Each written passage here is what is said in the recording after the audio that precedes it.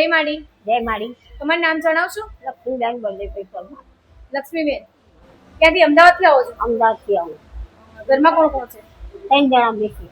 ગોળો અને ડાયાબિટીસ છોકરો હોય ને બધા એવો. ગાંડા જેવો છોકરો? હા, એક ગાડો હોય 75%. 75%? હા, કભોય પડે ને ખાય ને 15 જાય તો ગોળ ના બધું હું કરું. તમે કરો? હા, હું ઝાડુ પોતું કરવા જવું, કોઈ ગમે તેને કોઈ પ્રોપર્ટી આપો, ઘઉં ચોખા લેવા જવું, અમરેવાડી નાનું મોટું જે કામ કરીને અમે ખાઈએ. અને આમ તમને કોઈ મદદ? કોઈ ના કરે. કોઈ નહીં? ના, દીકરી? દીકરી નહીં.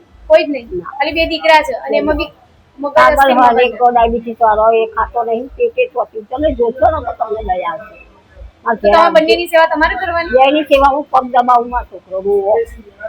તો અત્યારે તમારું ગુજરાન, તમે કામ કરવા જાઓ નાનું મોટું તો તમારું એક ટાઈમ બનાવું, 2 ટાઈમ ચાલે.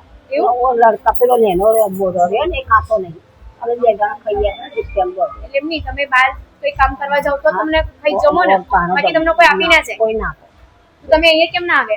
એને મને આ બધા પૂછતી આવી બધા કઈ આલો હો, તમે જો કે મારીને દર્શન કરતા એક પદ્ધતિ આ વિડિયો એટલે તમે અમૃત પાપડ મેડીમાં સાંભળ્યું હતું કે અમૃત પાપડ મેડીમાં છે અને આ બધાને આપો છો તમારા જેવા વૃદ્ધો?